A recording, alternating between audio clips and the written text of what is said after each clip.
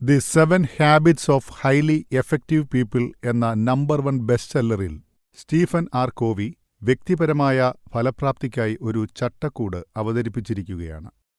ലോകമെമ്പാടുമായി 25 ദശലക്ഷത്തിലധികം പകർപ്പുകൾ വിറ്റുകഴിഞ്ഞ പുസ്തകമാണ് the 7 habits of highly effective people. ഈ പുസ്തകത്തിൽ നിർദ്ദേശിക്കുന്ന 7 ശീലങ്ങൾ വ്യക്തിപരവുമായ ഫലപ്രാപ്തിക്ക് ഒരു തത്വകേന്ദ്രീകൃത സമീപനം മുന്നോട്ട് വയ്ക്കുന്നു. ഒരാളുടെ പെരുമാറ്റത്തിൻ്റെയും മനോഭാവത്തിൻ്റെയും ബാഹ്യപ്രകടനങ്ങൾ മാറ്റുന്നതിൽ ശ്രദ്ധ കേന്ദ്രീകരിക്കുന്നതിനു പകരം അയാളുടെ ആന്തരിക കാതൽ, സ്വഭാവം, ഉദ്ദേശ്യങ്ങൾ എന്നിവ പൊരുത്തപ്പെടാൻ ചെയ്യേണ്ട കാര്യങ്ങളുടെ ഒരു അവലോകനവും ഫലവത്തായ ഏതാനും കുറെ നല്ല എക്സർസൈസുകളും ഈ പുസ്തകത്തിൽ ഉൾപ്പെടുന്നു. ജീവിതത്തെ പലപ്പോഴും നമ്മൾ ഒരു യാത്രയായി സങ്കൽപ്പിക്കാറുണ്ട്. കാലത്തിൻ്റെയും സമയത്തിൻ്റെയും പാളങ്ങളിലൂടെയുള്ള ഒരു നീണ്ട യാത്ര. ഇന്നേവരെ ഒരു ജീവിതവും നേർരേഖയിൽ സഞ്ചരിച്ചിട്ടില്ല. ഉയർന്നും താഴ്ന്നും, തിരിഞ്ഞും മറിഞ്ഞും, തകർന്നടിഞ്ഞും അവിടെ നിന്ന് ഉയർത്തെഴുന്നേറ്റും ജീവിതം അതിൻ്റെ താളം കണ്ടെത്താറുണ്ട്. എപ്പോഴും ജീവിതത്തിന് സ്വാഭാവികമായ ഒഴുക്കും ആകസ്മികതയും ഒരുപോലെയുണ്ടാകും. സന്തോഷങ്ങൾ മാത്രമല്ല, ചിലപ്പോൾ നഷ്ടങ്ങളും ദുഃഖങ്ങളും ഉണ്ടാകും. അതൊക്കെ ജീവിതത്തിൽ ഉള്ളതാണ് എന്ന കരുത്തോടെ നേരിട്ടാൽ മാത്രം മതിയാകും. സത്യസന്ധതയിലും ശക്തിയിലും ജീവിക്കുക. എന്താണോ നമ്മുടെ സ്വപ്നം, ആ ദിശയിലേക്ക് ആത്മവിശ്വാസത്തോടെ പോകുക. അതോടൊപ്പം ജീവിതത്തിലെ ഓരോ നിമിഷവും, അത് നന്നേ ചെറുതാണെങ്കിൽ കൂടി, സന്തോഷത്തോടെ ആസ്വദിക്കുക. അതുപോലെ ബന്ധങ്ങൾ നിലനിർത്തുക. നമ്മുടെ ആയുസ്സിൻ്റെ ഓരോ പടവിലും പലരാകും നമുക്ക് മുന്നിൽ വെളിച്ചമായെത്തുക. പരാതി ഏതുമില്ലാതെ നമുക്കുവേണ്ടി വെളിച്ചം ചൊരിഞ്ഞവർ. അത്തരം ബന്ധങ്ങൾ കൈമോശം വരാതെ സൂക്ഷിക്കുക. പ്രതീക്ഷ എന്നത് കൊടുങ്കാറ്റിലും പേമാരിയിലും അണയാതെ കത്തുന്ന തിരിനാളമായി കാത്തുസൂക്ഷിക്കുക. തനിക്ക് വേണ്ടി കത്തുന്ന ആ വിളക്കിനെ ആശ്രയിച്ചിരിക്കും ഓരോ മനുഷ്യരുടെയും നിലനിൽപ്പ് തന്നെ. ജീവിതത്തിലുണ്ടാകുന്ന ഓരോ മാറ്റവും നമ്മുടെ ഉയർച്ചയിലേക്കുള്ള ചവിട്ടുപടികളായി കാണുക. ജീവിതമെന്നത് സ്വപ്നം പോലെ സുന്ദരമായിത്തീരും. The 7 habits of highly effective people എന്ന പുസ്തകം നമ്മെ ഓർമ്മപ്പെടുത്തുന്ന മറ്റൊരു കാര്യം കൂടിയുണ്ട്. അനിഷേധ്യമാകണം നമ്മുടെ ഓരോ ചുവടുവയ്പും. തനിമയും ആധികാരികതയുമുള്ളവരെ ആർക്കും മാറ്റി നിർത്താനാകില്ല. ശരാശരിക്കാരുടെ പരിമിതികളിലല്ല, ഉത്കൃഷ്ടരുടെ മികവിലാണ് എപ്പോഴും ലോകം വിശ്വാസമർപ്പിക്കുന്നത്. നഷ്ടപ്പെടുന്നവയെക്കുറിച്ചല്ല, നേടിയെടുക്കാനുള്ളവയെക്കുറിച്ചാണ് ഓരോ ഉദ്യമത്തിനു മുൻപും ചിന്തിക്കേണ്ടത്. സ്വന്തമായ ബോധ്യങ്ങളും നിലപാടുകളും ഉള്ളവർക്ക് ആരെയും ഭയപ്പെടേണ്ടതില്ല. 25 വർഷത്തിലേറെയായി പലതരം ആളുകളുമായി പ്രവർത്തിക്കുവാൻ എനിക്ക് അവസരം ലഭിച്ചിട്ടുണ്ട്. തൊഴിൽ, വിദ്യാഭ്യാസം, കുടുംബം എന്നിങ്ങനെ പല മേഖലകളിലും ബാഹ്യവിജയം നേടിയ നിരവധി പേർ അക്കൂട്ടത്തിലുണ്ട്. എന്നാൽ ആന്തരികമായ വിജയം നേടാനാവാതെ മറ്റാളുകളുമായി ആരോഗ്യകരവും ഫലപ്രദവുമായ ബന്ധം നിലനിർത്തുവാൻ കഴിയാത്ത നിരവധി പേരെ ഞാൻ കണ്ടുമുട്ടി. അവർ പങ്കുവച്ച ചില പ്രശ്നങ്ങൾ ഒരു പരിധിവരെ എല്ലാവരും നേരിട്ടിട്ടുണ്ടായിരിക്കും. അവയിൽ ചിലത് ഇങ്ങനെയാണ്. എൻ്റെ കരിയർ ലക്ഷ്യങ്ങൾ കൈവരിച്ചു, എന്നാൽ എൻ്റെ വ്യക്തിജീവിതവും കുടുംബജീവിതവും നഷ്ടപ്പെടുത്തി. ഭാര്യയെ, മക്കളെ, തന്നെ അറിയാത്ത അവസ്ഥ. ഞാൻ ഒരു പുതിയ ഭക്ഷണക്രമം ആരംഭിച്ചു. അമിതഭാരം നിയന്ത്രിക്കുവാൻ ഏതാനും ആഴ്ചകൾക്കു ശേഷം ഞാൻ പഴയ രീതിയിലേക്ക് തന്നെ പോകുന്നു. ഞാൻ സ്വയം നൽകുന്ന ഒരു വാക്കു പാലിക്കുവാൻ എനിക്ക് കഴിയുന്നില്ല. ഞാൻ ഫലപ്രദമായ മാനേജ്മെന്റ് പരിശീലനത്തിനെക്കുറിച്ച് പഠിച്ചിട്ടും സ്വന്തം സ്റ്റാഫിനോട് ശരിയായി പെരുമാറുവാൻ കഠിനമായി പരിശ്രമിക്കേണ്ടി വരുന്നു. അവരിൽ ഉത്തരവാദിത്ത ബോധം വളർത്താൻ നന്നേ പാടുപെടുന്നു. നല്ല ജീവനക്കാരെ കണ്ടെത്തുവാൻ കഴിയാതെ ഞാൻ സങ്കടപ്പെടുന്നു. എന്തു പറഞ്ഞാലും മകൻ അനുസരിക്കില്ല എന്നോർത്ത് ചിലപ്പോൾ ദുഃഖിക്കുന്നു. ഒരിക്കലും മതിയായ സമയമില്ല. ആഴ്ചയിൽ 7 ദിവസവും എനിക്ക് സമ്മർദ്ദവും ബുദ്ധിമുട്ടും തോന്നുന്നു. മറ്റുള്ളവരെ ഞാൻ സഹായിക്കുന്നു, പക്ഷെ ഞാൻ ജീവിക്കാൻ ആഗ്രഹിക്കുന്ന സന്തുഷ്ടവും സമാധാനപരവുമായ ജീവിതം നയിക്കുന്നതിനായി എനിക്ക് ഇപ്പോഴും തോന്നുന്നില്ല. ജോലിയുടെ മൂല്യം എൻ്റെ കുട്ടികളെ പഠിപ്പിക്കാൻ ഞാൻ ആഗ്രഹിക്കുന്നു. എന്നാൽ എപ്പോഴും ഞാൻ കൂടെ തന്നെ നിന്ന് വീണ്ടും വീണ്ടും പറഞ്ഞുകൊടുക്കേണ്ടി വരുന്നു. സുഹൃത്തുക്കളോ ബന്ധുക്കളോ വിജയം നേടുന്നത് കാണുന്നു. അവരോട് ആവേശത്തോടെ പുഞ്ചിരിക്കുകയും നന്നായി അഭിനന്ദിക്കുകയും ചെയ്യുന്നു. എന്നാൽ ഉള്ളിൽ അവരുടെ വളർച്ചയോർത്ത് ഞാൻ വേദനിക്കുന്നു. മറ്റുള്ളവർ എന്നെപ്പറ്റി എന്തു കരുതുമെന്നോർത്ത് എനിക്ക് ആവലാതിയാണ്. എൻ്റെ ദാമ്പത്യം തകിടം മറിഞ്ഞു. വഴക്കോ മറ്റോ ഇല്ല. എന്നാൽ പരസ്പരം സ്നേഹം ഇല്ല. ചേർന്നു പോകുവാൻ കഴിയുന്നില്ല. ഇവ ആഴത്തിലുള്ള വേദനാജനകമായ പ്രശ്നങ്ങളാണ്. പെട്ടെന്നുള്ള പരിഹാര സമീപനങ്ങൾക്ക് പരിഹരിക്കാൻ കഴിയാത്ത പ്രശ്നങ്ങൾ. കുറച്ചു വർഷങ്ങൾക്ക് മുമ്പ് ഞാനും എൻ്റെ ഭാര്യ സാന്ദ്രയും ഇത്തരത്തിലുള്ള ആശങ്കയുമായി മല്ലിടുകയായിരുന്നു. ഞങ്ങളുടെ ഒരു മകൻ സ്കൂളിൽ വിദ്യാഭ്യാസത്തിൽ വളരെ മോശമായിരുന്നു. പരീക്ഷകളിലെ നിർദ്ദേശങ്ങൾ എങ്ങനെ പാലിക്കണമെന്ന് അവനറിയില്ല. സമപ്രായക്കാരായ കുട്ടികൾക്കിടയിൽ അവൻ പരിഹാസ്യപാത്രമായി. മറ്റുള്ളവർ അവനെ നോക്കി ചിരിക്കും. ഞാനും ഭാര്യയും അവനെ സഹായിക്കുവാൻ ആഗ്രഹിച്ചു. ജീവിതത്തിൻ്റെ ഏത് മേഖലയിലും വിജയം പ്രധാനമാണെങ്കിൽ മാതാപിതാക്കളെന്ന നിലയിലുള്ള ഞങ്ങളുടെ റോളിൽ അത് പരമപ്രധാനമാണെന്ന് ഞങ്ങൾക്ക് തോന്നി.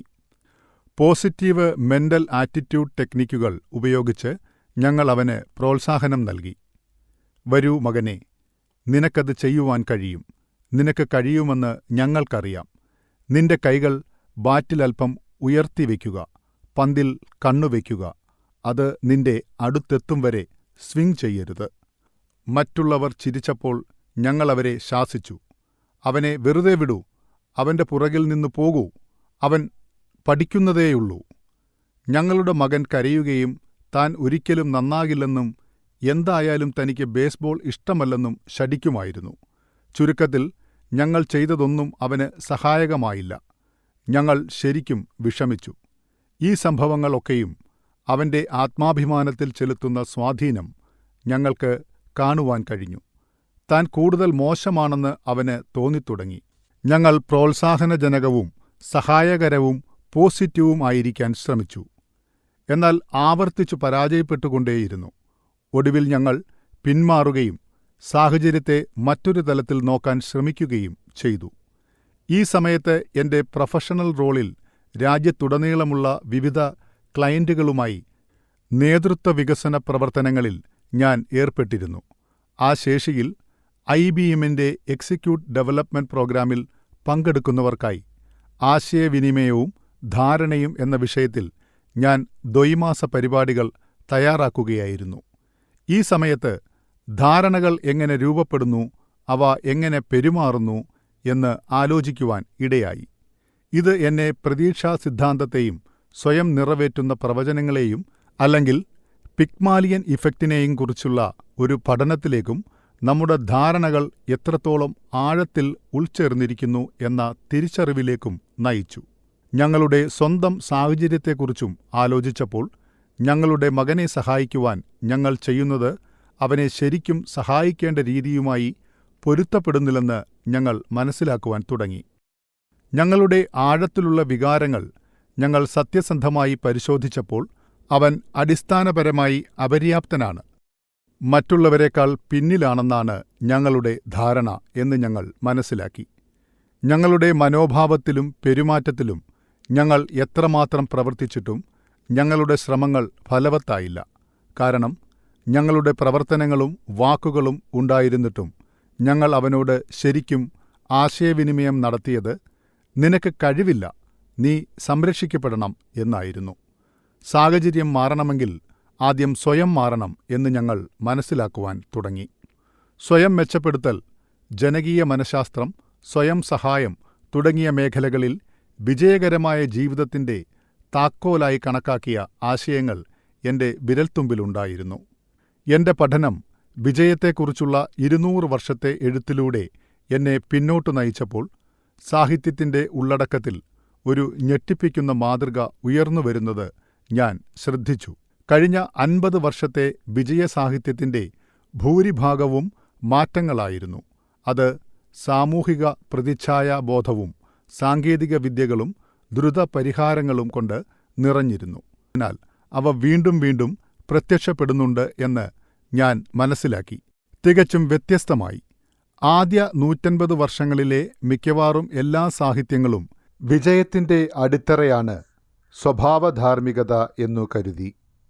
അത്തരം സാഹിത്യത്തിന്റെ പ്രതിനിധിയായ ബെഞ്ചമിൻ ഫ്രാങ്ക്ലിന്റെ ആത്മകഥ അടിസ്ഥാനപരമായി ചില തത്വങ്ങളും ശീലങ്ങളും തന്റെ സ്വഭാവത്തിൽ ആഴത്തിൽ സമന്വയിപ്പിക്കാനുള്ള ഒരു മനുഷ്യന്റെ ശ്രമത്തിന്റെ കഥയാണിത്.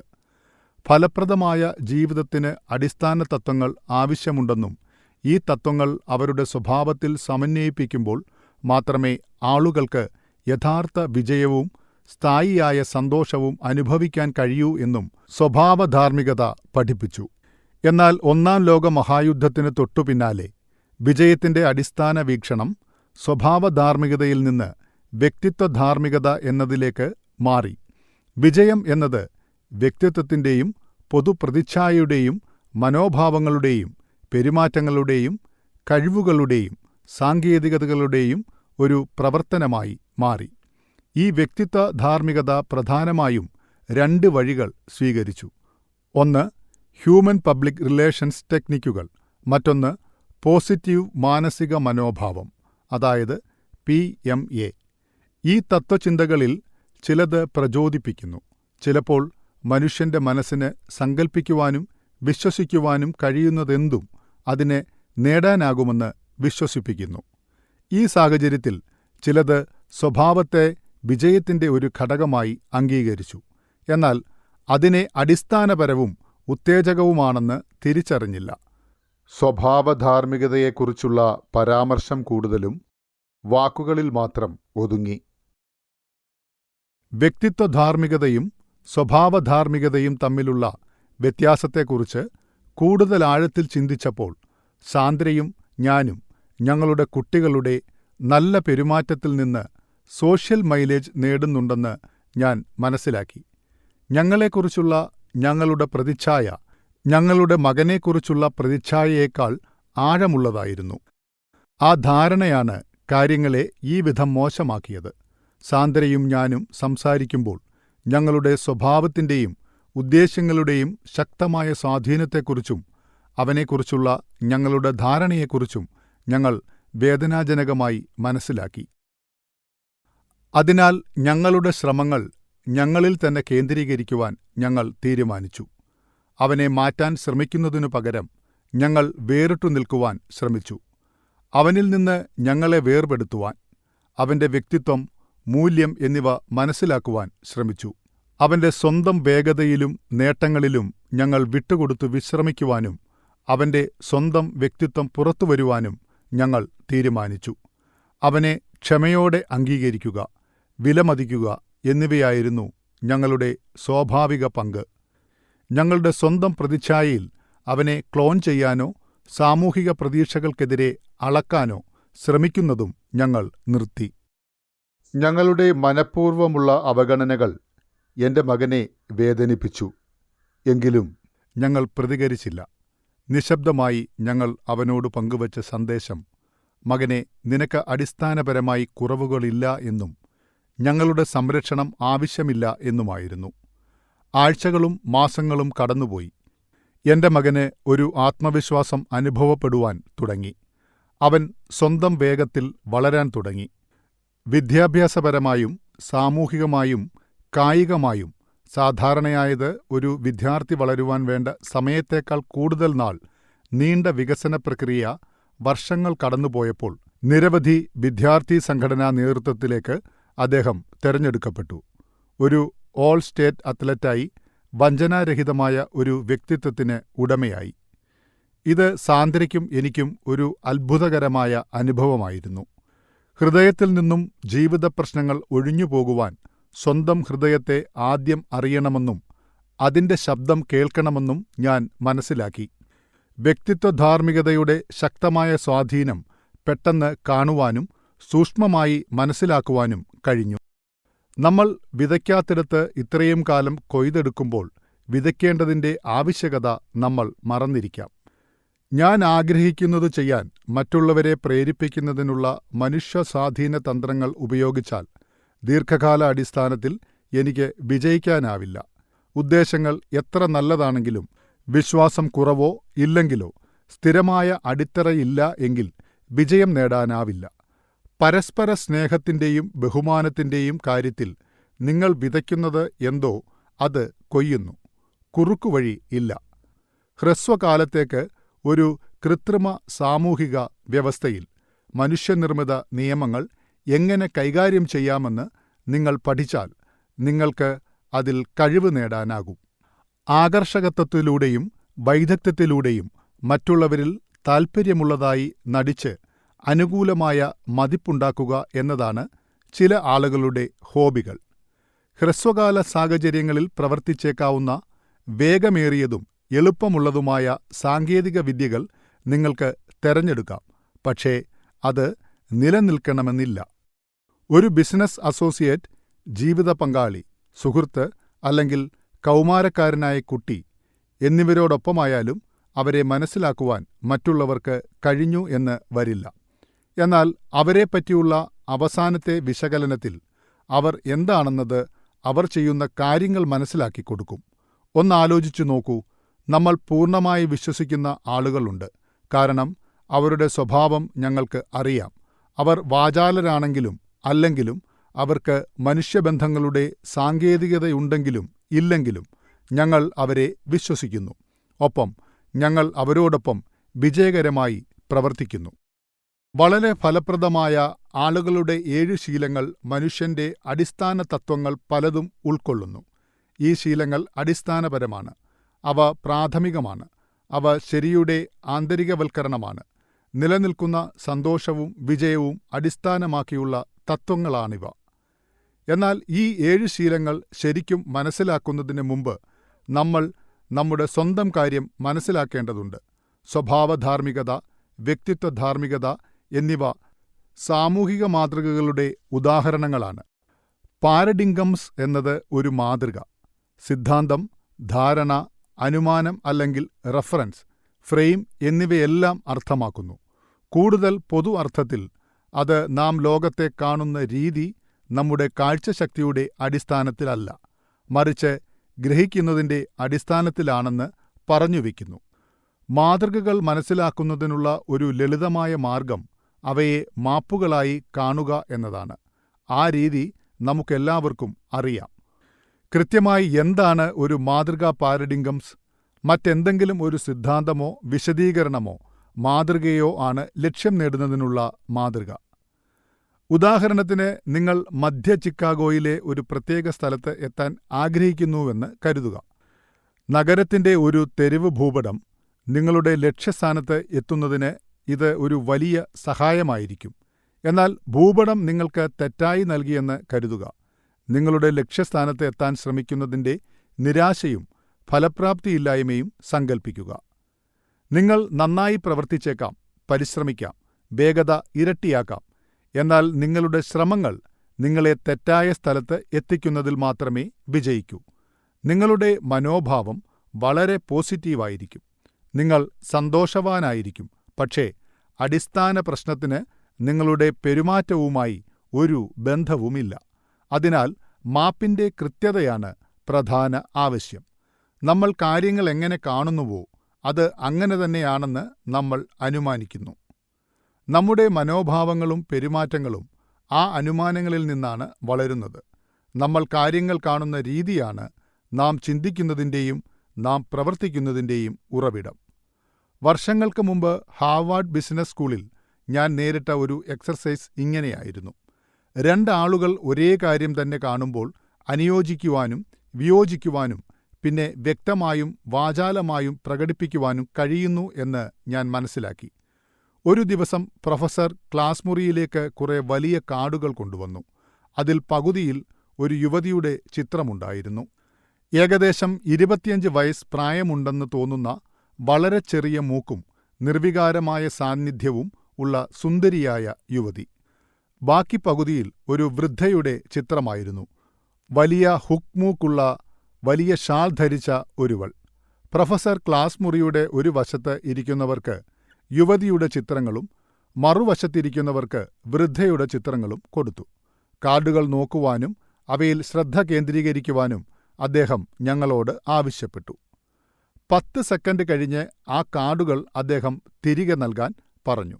പിന്നീട് ഈ 2 ചിത്രങ്ങളും സംയോജിപ്പിച്ച് സ്ക്രീനിൽ പ്രൊജക്റ്റ് ചെയ്തു. കണ്ടത് വിവരിക്കാൻ ക്ലാസിനോട് ആവശ്യപ്പെട്ടു. കാർഡിൽ വൃദ്ധയുടെ ചിത്രം ആദ്യം കണ്ടിരുന്നവർ സ്ക്രീനിൽ ഒരു വൃദ്ധയെ കണ്ടു. കാർഡിൽ യുവതിയുടെ ചിത്രം കണ്ടവർ സ്ക്രീനിൽ യുവതിയെ കണ്ടു. തുടർന്ന് പ്രൊഫസർ വിദ്യാർത്ഥികളോട് കണ്ടത് വിശദീകരിക്കുവാൻ ആവശ്യപ്പെട്ടു. അവർ അങ്ങോട്ടും ഇങ്ങോട്ടും സംസാരിച്ചപ്പോൾ ആശയവിനിമയ പ്രശ്നങ്ങൾ പൊട്ടിപ്പുറപ്പെട്ടു. വാദങ്ങൾ അങ്ങോട്ടും ഇങ്ങോട്ടും പോയി. ഓരോ വ്യക്തിയും തന്റെ നിലപാടിൽ ഉറച്ചു നിൽക്കുകയും ചെയ്തു. എന്നിരുന്നാലും ആദ്യം കുറച്ചു വിദ്യാർത്ഥികൾ മാത്രമാണ് ഈ ചിത്രം മറ്റൊരാളുടെ കണ്ണിലൂടെ കാണാൻ ശ്രമിച്ചത്. വ്യർത്ഥമായ ആശയവിനിമയത്തിന് ശേഷം ഒരു വിദ്യാർത്ഥി സ്ക്രീനിലേക്ക് കയറി ഒരു വരിയിലേക്ക് ചൂണ്ടിക്കാണിച്ചു. യുവതിയുടെ മാലയുണ്ട്. മറ്റേയാൾ പറഞ്ഞു, ഇല്ല, അത് വൃദ്ധയുടെ വായയാണ്. ക്രമേണ അവർ വ്യത്യാസത്തിന്റെ പ്രത്യേക പോയിന്റുകൾ ശാന്തമായി ചർച്ച ചെയ്യുവാൻ തുടങ്ങി. ഞങ്ങൾ ഓരോരുത്തർക്കും ഒടുവിൽ 2 ചിത്രങ്ങളും കാണുവാൻ കഴിഞ്ഞു. നോക്കൂ, കണ്ടീഷനിംഗ് എത്ര ശക്തമായി നമ്മുടെ ധാരണകളെ, നമ്മുടെ മാതൃകകളെ ബാധിക്കുന്നു. 10 സെക്കൻഡ് കണ്ട കാര്യങ്ങൾ നമ്മൾ കാണുന്ന രീതിയെ ബാധിക്കുന്നു. അങ്ങനെയെങ്കിൽ ഒരു ജീവിതകാലത്തെ കണ്ടീഷനിംഗ് സംബന്ധിച്ച് എന്താണ് പറയുക? നമ്മിലെ സ്വാധീനങ്ങൾ ജീവിതം, കുടുംബം, സ്കൂൾ, പള്ളി, ജോലി, അന്തരീക്ഷം, സുഹൃത്തുക്കൾ. നിലവിലെ സാമൂഹിക മാതൃകകൾ വ്യക്തിത്വത്തെ ധാർമ്മികത എന്ന നിലയിൽ എല്ലാം അവരുടെ നിശബ്ദമായ അബോധാവസ്ഥയിൽ നമ്മിൽ സ്വാധീനം ചെലുത്തുകയും നമ്മുടെ ഫ്രെയിം രൂപപ്പെടുത്തുവാൻ സഹായിക്കുകയും ചെയ്തു. നാം പറയുന്നതിൽ വസ്തുതകൾ ഇല്ല എന്നല്ല, മറ്റുള്ളവരുടെയും വസ്തുതകളെ അംഗീകരിക്കുക. എന്നാൽ ഓരോ വ്യക്തിയുടെയും വ്യാഖ്യാനം മുൻ അനുഭവങ്ങളെ പ്രതിനിധീകരിക്കുന്നുണ്ട്. സ്വന്തം ധാരണാപ്രകടനത്തിൽ നാം വരുത്തേണ്ട ഏറ്റവും പ്രധാനപ്പെട്ട കാര്യം മാതൃകാമാറ്റം അഥവാ പാരഡിം ഷിഫ്റ്റ് എന്ന മേഖലയിലാണ്. ആദ്യം ചെയ്യേണ്ട കാര്യങ്ങൾ ആദ്യം തന്നെ ചെയ്തു തീർക്കുക. നിങ്ങൾ ഇപ്പോൾ ചെയ്യാത്ത, എന്നാൽ സ്ഥിരമായി ചെയ്തിരുന്നുവെങ്കിൽ നിങ്ങളുടെ ജീവിതത്തിൽ വലിയ വ്യത്യാസം ഉണ്ടാക്കാമായിരുന്ന ഒരു കാര്യമെന്താണ് എന്ന് ആലോചിക്കാമോ? നിങ്ങളുടെ ബിസിനസ്സിലോ പ്രൊഫഷണൽ ജീവിതത്തിലോ സമാനമായ ഫലങ്ങൾ കൊണ്ടുവരുന്ന ഒരു കാര്യം എന്താണ്? നേതൃത്വം പ്രാഥമികമായി ഉയർന്ന ശക്തിയുള്ള വലത് മസ്തിഷ്ക പ്രവർത്തനമാണ്. അതൊരു കലയാണ്. അത് ഒരു തത്വശാസ്ത്രത്തെ അടിസ്ഥാനമാക്കിയുള്ളതാണ്. നമ്മുടെ ദൈനംദിന ജീവിതത്തിൽ നമ്മുടെ സ്വതന്ത്ര ഇച്ഛാശക്തി എത്രത്തോളം വികസിപ്പിച്ചെടുത്തിട്ടുണ്ട് എന്നത് നമ്മുടെ വ്യക്തിപരമായ സമഗ്രതയെ അടിസ്ഥാനമാക്കിയാണ്. സമഗ്രത അടിസ്ഥാനപരമായി നാം നമ്മിൽ തന്നെ അർപ്പിക്കുന്ന മൂല്യമാണ്. നമ്മോട് തന്നെ പ്രതിബദ്ധത പുലർത്തുവാനും നിലനിർത്തുവാനുമുള്ള നമ്മുടെ കഴിവാണ്.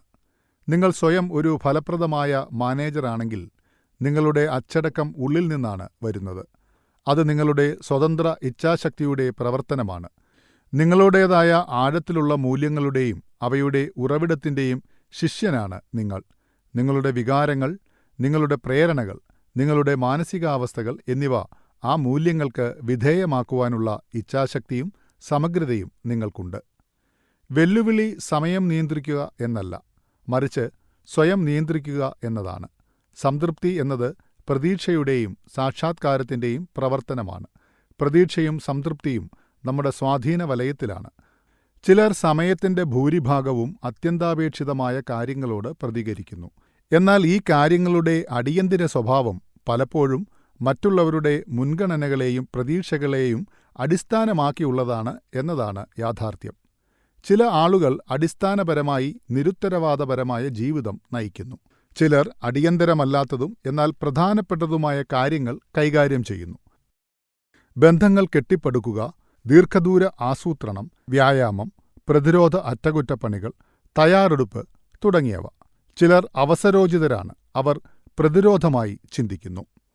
നിങ്ങൾ മുൻകൂട്ടി ചിന്തിക്കുകയും വേരുകളിൽ പ്രവർത്തിക്കുകയും സാഹചര്യങ്ങളെ നിലനിർത്തുന്ന പ്രതിരോധ പ്രവർത്തനങ്ങൾ ചെയ്യുകയും ചെയ്യും.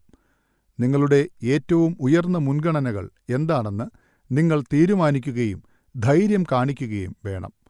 ആഹ്ലാദകരമായി, പുഞ്ചിരിയോടെ, നിസ്സംഗതയോടെ മറ്റു കാര്യങ്ങളോട് ഇല്ല എന്ന് പറയാൻ മിക്ക ആളുകളും അവരുടെ പ്രധാന തെറ്റ് അച്ചടക്കമില്ലായ്മയാണെന്ന് പറയുന്നു. ആഴത്തിലുള്ള ചിന്തയിൽ അത് അങ്ങനെയല്ലെന്ന് ഞാൻ വിശ്വസിക്കുന്നു.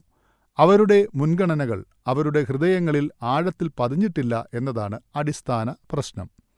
നിങ്ങൾക്ക് സ്വയം അവബോധമുള്ളപ്പോൾ മാത്രമാണ് പുതിയതും അതുല്യവുമായ ഒരു ഭാവനയും മനസാക്ഷിയും സൃഷ്ടിക്കുവാൻ നിങ്ങൾക്ക് കഴിയൂ. ഒരു തത്വകേന്ദ്രീകൃത പ്രോഗ്രാം. അപ്രധാനമായവയോട് ആത്മാർത്ഥമായ പുഞ്ചിരിയോടെ ഇല്ല എന്ന് പറയാൻ സ്വതന്ത്ര ഇച്ഛാശക്തി ഉണ്ടാകൂ. ഒന്നാമത്തെ ശീലം നമ്മൾ തന്നെയാണ് സൃഷ്ടാവ് എന്ന് പറയുന്നു. രണ്ടാമത്തെ ശീലം സൃഷ്ടി ചെയ്യേണ്ടത് എങ്ങനെ ആയിരിക്കണം എന്നും മൂന്നാമത്തെ ശീലം സൃഷ്ടി പ്രാവർത്തികമാക്കി തുടങ്ങുന്നതിനും ആവശ്യപ്പെടുന്നു. നിങ്ങളെ ശാക്തീകരിക്കുന്നതിനുള്ള ഉയർന്ന അളവിലുള്ള ആന്തരിക സുരക്ഷയും മാർഗനിർദ്ദേശവും ജ്ഞാനവും നൽകാൻ മനസാക്ഷിക്ക് കഴിയും. നിങ്ങളുടെ സ്വതന്ത്ര ഇച്ഛാശക്തി ഉപയോഗിക്കുകയും യഥാർത്ഥത്തിൽ പ്രധാനപ്പെട്ടവയോട് സമഗ്രത നിലനിർത്തുകയും ചെയ്യുക. ഓർക്കുക, നിരാശ എന്നത് നമ്മുടെ പ്രതീക്ഷകളുടെ ഒരു പ്രവർത്തനമാണ്. നമ്മുടെ പ്രതീക്ഷകൾ പലപ്പോഴും സമൂഹത്തിന്റെ പ്രതിഫലനമാണ്. പ്രധാനപ്പെട്ട കാര്യങ്ങൾ സ്ഥിരമായി ചെയ്യുകയാണെങ്കിൽ നമ്മിൽ വലിയ പോസിറ്റീവായ വ്യത്യാസം ഉണ്ടാക്കും. ചെയ്യാനുള്ള ചില നിർദ്ദേശങ്ങൾ ഇതാ. 1. നിങ്ങളുടെ ജീവിതത്തിൽ അവഗണിക്കപ്പെട്ടതായി നിങ്ങൾക്കറിയാവുന്ന എന്നാൽ നന്നായി ചെയ്താൽ വ്യക്തിപരമായോ തൊഴിൽപരമായോ നിങ്ങളുടെ ജീവിതത്തിൽ കാര്യമായ സ്വാധീനം ചെലുത്തുവാൻ കഴിയുന്നതുമായ ഒരു പ്രവർത്തനം തിരിച്ചറിയുക, എഴുതുക, പ്രാവർത്തികമാക്കുക. 2. ഒരു ടൈം മാനേജ്മെന്റ് മെട്രിക്സ് വരച്ച് നിങ്ങളുടെ സമയത്തിന്റെ എത്ര ശതമാനം എന്തിനെല്ലാം നിങ്ങൾ ചെലവഴിക്കുന്നുവെന്ന് കണക്കാക്കാൻ ശ്രമിക്കുക. നിങ്ങളുടെ സമയം ചെലവഴിക്കുന്ന രീതിയിൽ നിങ്ങൾ സംതൃപ്തനാണോ? നിങ്ങൾ എന്താണ് മാറ്റേണ്ടത് എന്ന് കണ്ടെത്തുക. 3. നിങ്ങൾക്ക് മറ്റുള്ളവരെ ഏൽപ്പിക്കുവാൻ കഴിയുന്ന ഉത്തരവാദിത്തങ്ങളുടെ ഒരു ലിസ്റ്റ് ഉണ്ടാക്കുക. ആവശ്യമെങ്കിൽ പരിശീലനം നൽകുക. 4. നിങ്ങളുടെ അടുത്ത ആഴ്ചയിലെ റോളുകളും ലക്ഷ്യങ്ങളും എഴുതിത്തുടങ്ങുക. ആഴ്ചയുടെ അവസാനം നിങ്ങളുടെ പ്ലാൻ എത്ര നന്നായി എന്ന് വിലയിരുത്തുക. ഇനി മറ്റൊരു വിഷയം പറയാം. സാമ്പത്തിക ബാങ്ക് അക്കൗണ്ട് എന്താണെന്ന് നമുക്കെല്ലാവർക്കും അറിയാം. ഞങ്ങളതിൽ നിക്ഷേപം നടത്തുകയും ഒരു കരുതൽ ശേഖരം ഉണ്ടാക്കുകയും ചെയ്യുന്നു. അതിൽ നിന്ന് നമുക്ക് ആവശ്യമുള്ളപ്പോൾ പിൻവലിക്കാം. ഒരു ഇമോഷണൽ ബാങ്ക് അക്കൗണ്ട് ഒരു സങ്കല്പമാണ്. അതൊരു ബന്ധത്തിൽ കെട്ടിപ്പടുത്ത വിശ്വാസത്തിന്റെ അളവ് വിവരിക്കുന്നു. മറ്റൊരു തരത്തിൽ നിങ്ങളുടെ സുരക്ഷിതത്വത്തിന്റെ വികാരമാണ്. മര്യാദ, ദയ, സത്യസന്ധത എന്നിവയിലൂടെ ഞാൻ ഒരു ഇമോഷണൽ ബാങ്ക് അക്കൗണ്ടിലേക്ക് നിക്ഷേപം നടത്തുകയാണെങ്കിൽ നിങ്ങളോടുള്ള എൻ്റെ പ്രതിബദ്ധതകൾ പാലിച്ചുകൊണ്ട് ഞാൻ ഒരു കരുതൽ ശേഖരം ഉണ്ടാക്കുകയാണ്. എന്നോടുള്ള നിങ്ങളുടെ വിശ്വാസം വർദ്ധിക്കുന്നു. എനിക്ക് തെറ്റുകൾ പറ്റിയാൽ ക്ഷമിക്കുവാനും നിങ്ങൾക്ക് കഴിയും. എൻ്റെ ആശയവിനിമയം വ്യക്തമല്ലായിരിക്കാം, പക്ഷേ നിങ്ങൾക്ക് എന്നെ മനസ്സിലാക്കുവാൻ കഴിയും. ആശയവിനിമയം എളുപ്പവും തൽക്ഷണവും ഫലപ്രദവുമായിരിക്കും. പക്ഷേ അപമര്യാദയായി പെരുമാറുക, അനാദരവ് കാണിക്കുക, അമിതമായി പ്രതികരിക്കുക, അവഗണിക്കുക തുടങ്ങിയ ശീലങ്ങൾ എനിക്കുണ്ടെങ്കിൽ എൻ്റെ ഇമോഷണൽ ബാങ്ക് അക്കൗണ്ട് ഓവർഡ്രോ ആവും. അളവ് കുറയും. വിശ്വാസത്തിൻ്റെ അളവ് വളരെയധികം താഴും. വിവാഹം പോലെയുള്ള നമ്മുടെ ഏറ്റവും സ്ഥിരമായ ബന്ധങ്ങൾക്ക് നമ്മുടെ ഇമോഷണൽ ബാങ്കിൽ സ്ഥിരമായ നിക്ഷേപം ആവശ്യമാണ്. നിങ്ങൾ പതിവായി ഇടപഴകുന്ന ആളുകളുമായുള്ള നിങ്ങളുടെ അക്കൗണ്ടുകൾക്കും കൂടുതൽ നിക്ഷേപം ആവശ്യമാണ്. ഇമോഷണൽ ബാങ്ക് അക്കൗണ്ട് നിർമ്മിക്കുന്ന ചില പ്രധാന നിക്ഷേപങ്ങൾ ഞാൻ നിർദ്ദേശിക്കട്ടെ. വ്യക്തിയെ മനസ്സിലാക്കുക. മറ്റൊരു വ്യക്തിയെ മനസ്സിലാക്കുവാൻ ശ്രമിക്കുന്നത് ഒരുപക്ഷെ നിങ്ങൾക്ക് കഴിയുന്ന ഏറ്റവും പ്രധാനപ്പെട്ട നിക്ഷേപങ്ങളിൽ ഒന്നാണ്. കാര്യങ്ങൾ പങ്കുവയ്ക്കുവാൻ ഒരുമിച്ച് പുറത്തു പോകുക. ഒരു വ്യക്തിയുടെ ആഴത്തിലുള്ള താൽപ്പര്യങ്ങളോ ആവശ്യങ്ങളോ ചോദിച്ചറിയുക. മറ്റൊരു വ്യക്തി നിങ്ങൾക്ക് പ്രാധാന്യം നൽകുന്നതുപോലെ ആ വ്യക്തി നിങ്ങൾക്കും പ്രധാനമായിരിക്കണം. നിങ്ങൾ ഉയർന്ന തലത്തിൽ ജോലി ചെയ്യുന്നുണ്ടാകാം. നിങ്ങളുടെ 6 വയസ്സുള്ള കുട്ടി നിങ്ങൾക്ക് നിസ്സാരമെന്ന് തോന്നുന്ന എന്തെങ്കിലും തടസ്സപ്പെടുത്തുമ്പോൾ പക്ഷേ അത് അവൻ്റെ വീക്ഷണകോണിൽ നിന്ന് വളരെ പ്രധാനപ്പെട്ടതായിരിക്കാം. എനിക്ക് ഒരു സുഹൃത്തുണ്ട്. അവൻ്റെ മകൻ ബേസ്ബോളിൽ താൽപ്പര്യം വളർത്തിയെടുത്തു. എന്നാൽ എൻ്റെ സുഹൃത്തിന് ബേസ്ബോൾ താൽപ്പര്യമില്ലായിരുന്നു. എന്നാൽ ഒരു വേനൽക്കാലത്ത് എല്ലാ പ്രധാന ലീഗ് ടീമുകളും ഒരു ഗെയിം കളിക്കുന്നത് കാണാൻ അദ്ദേഹം മകനെ കൊണ്ടുപോയി. യാത്രയ്ക്ക് 6 ആഴ്ചയിലധികം സമയമെടുത്തു. ധാരാളം പണം ചിലവായി. പക്ഷേ അത് അവരുടെ ബന്ധം ശക്തമാക്കുന്ന ഒരു അനുഭവമായി മാറി. ആ സുഹൃത്തിനോട് ഞാൻ ചോദിച്ചു, നിനക്ക് ബേസ്ബോൾ അത്ര ഇഷ്ടമാണോ? ഇല്ല, പക്ഷേ എനിക്ക് എൻ്റെ മകനെ അത്രമാത്രം ഇഷ്ടമാണ് എന്നദ്ദേഹം മറുപടി പറഞ്ഞു. മറ്റുള്ളവർ നിങ്ങളോട് ചെയ്യുവാൻ നിങ്ങൾ ആഗ്രഹിക്കുന്ന പോലെ നിങ്ങൾ മറ്റുള്ളവരോടും ചെയ്യുക എന്ന് സുവർണ്ണ നിയമം പറയുന്നു. ഹൃദയത്തിൻ്റെ ആർദ്രമായ വികാരങ്ങളാണ് ഏറ്റവും കടുപ്പമുള്ളത്. ഒരു പ്രതിബദ്ധതയോ വാഗ്ദാനമോ പാലിക്കുന്നത് ഒരു പ്രധാന നിക്ഷേപമാണ്. ഒരെണ്ണം തകർക്കുന്നത് ഒരു പ്രധാന പിൻവലിക്കലാണ്. വാഗ്ദാനങ്ങൾക്ക് ചുറ്റും അവരുടെ പ്രതീക്ഷകൾ കെട്ടിപ്പടുക്കുക, പ്രത്യേകിച്ച് അവരുടെ അടിസ്ഥാന ഉപജീവനത്തെക്കുറിച്ചുള്ള വാഗ്ദാനങ്ങൾ ഒരിക്കലും പാലിക്കാത്ത ഒരു വാഗ്ദാനവും നൽകാതിരിക്കുവാൻ ഒരു രക്ഷിതാവെന്ന നിലയിൽ ഞാൻ ഒരു തത്വശാസ്ത്രം സ്വീകരിക്കുവാൻ ശ്രമിച്ചിട്ടുണ്ട്. വാഗ്ദാനങ്ങൾ വളരെ ശ്രദ്ധയോടെ, വളരെ മിതമായി ഉണ്ടാക്കുക. അവ പാലിക്കാൻ പറ്റാതെ വന്നാൽ അത് ഉൾപ്പെട്ടിരിക്കുന്ന വ്യക്തിയോട് സാഹചര്യം വിശദീകരിച്ച് അതിൽ നിന്ന് പിൻവാങ്ങുക. നിങ്ങൾ നൽകുന്ന വാഗ്ദാനങ്ങൾ എപ്പോഴും പാലിക്കുന്ന ശീലം നിങ്ങൾ വളർത്തിയെടുത്താൽ നിങ്ങൾ പരസ്പര സ്നേഹത്തിൻ്റെ പാലങ്ങൾ പണിയുമെന്ന് ഞാൻ വിശ്വസിക്കുന്നു. മിക്കവാറും എല്ലാ ബന്ധങ്ങളിലെ ബുദ്ധിമുട്ടുകൾക്കും കാരണം പരസ്പരവിരുദ്ധമോ അവ്യക്തമോ ആയ പ്രതീക്ഷകളിൽ വേരൂന്നിയതാണ്. വ്യക്തമല്ലാത്ത പ്രതീക്ഷകൾ തെറ്റിദ്ധാരണയിലേക്ക് നയിക്കുമെന്ന് നമുക്ക് ഉറപ്പിക്കാം. ബന്ധത്തിലെ നിക്ഷേപങ്ങൾ ലംഘിക്കുന്നത് പിൻവലിക്കലുകൾക്ക് കാരണമാകുന്നു. തെറ്റിദ്ധാരണകൾ സങ്കീർണമാവുകയും വ്യക്തിത്വ സംഘർഷങ്ങളിലേക്കും ആശയവിനിമയത്തിലേക്കും മാറുകയും ചെയ്യുന്നു. മനസ്സിലാക്കാൻ ശ്രമിക്കുക. ചെറിയ കാര്യങ്ങൾ ഓർക്കുക. അവരുടെ വാഗ്ദാനങ്ങൾ പാലിക്കുക. വ്യക്തമാക്കുകയും പ്രതീക്ഷകൾ നിറവേറ്റുകയും ചെയ്യുക. ആന്തരികമായി ഇരട്ടത്താപ്പുള്ളവർക്ക് വിശ്വാസത്തിൻ്റെ കരുതൽ കെട്ടിപ്പടുക്കുന്നതിൽ പരാജയമാണ് കാത്തിരിക്കുന്നത്.